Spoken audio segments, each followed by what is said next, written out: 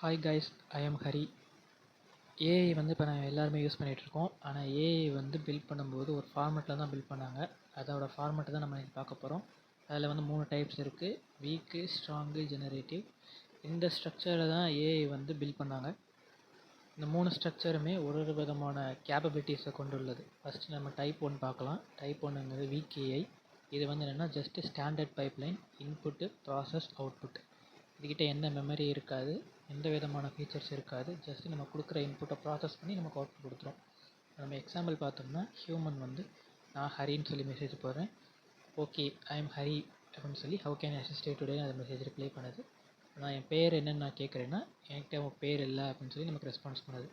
இந்த இடத்துல எந்த விதமான மெமரி இல்லை. ஸோ நம்ம கொடுத்துருக்க யூசர் நேம் அதை வந்து ஞாபகம் வச்சுக்கல. இதோட ஃபீச்சர்ஸ் என்னென்னு பார்த்தோம்னா, காஸ்ட் எஃபெக்டிவாக இருக்கும், ஈஸியாக நம்ம பில்ட் பண்ணிடலாம். ஆனால் இது வந்து சிம்பிள் டாப்ஸுக்கு தான் யூஸ் பண்ண முடியும். செகண்ட் வந்து டைப் 2. இது வந்து என்னென்னா கொஞ்சம் அட்வான்ஸ்டாக இருக்கும் டைப் 1 கம்பேர் பண்ணும்போது. இதோட பைப்லைன் வந்து ஒரு ஸ்ட்ரக்சர்டு பைப்லைனாக இருக்கும்.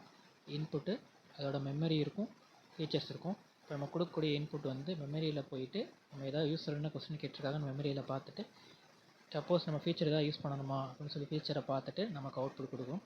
இது டைப் 2. இப்போ நம்ம எக்ஸாம்பிள் பார்த்தோம்னா, யூஸர் வந்து ஐ எம் ஹரின்னு கொடுக்குறேன். அதே மாதிரி ஹலோ ஹரி, நான் எப்படி உங்களுக்கு உதவணும்னு சொல்லி கேட்குது.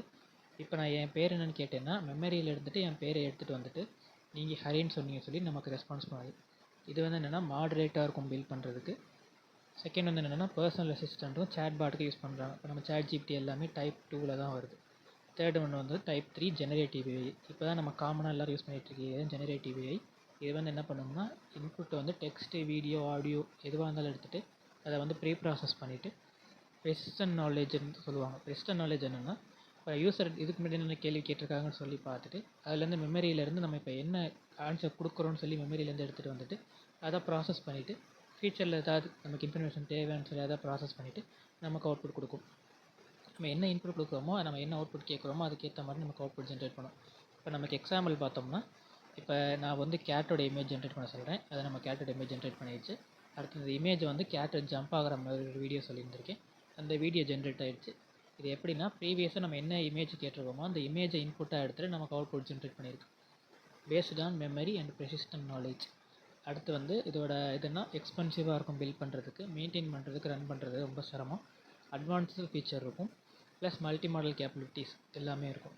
இதுதான் ஏஐயோட டைப்ஸ். இந்த மாதிரி யூஸ்ஃபுல்லான இன்ஃபர்மேஷனுக்கு நம்ம இன்ஸ்டா பேஜையும் யூடியூப் பேஜையும் ஃபாலோ அண்ட் சப்ஸ்கிரைப் பண்ணிடுங்க. நெக்ஸ்ட் வீடியோவில் உங்களை பார்க்குறேன். பாய்.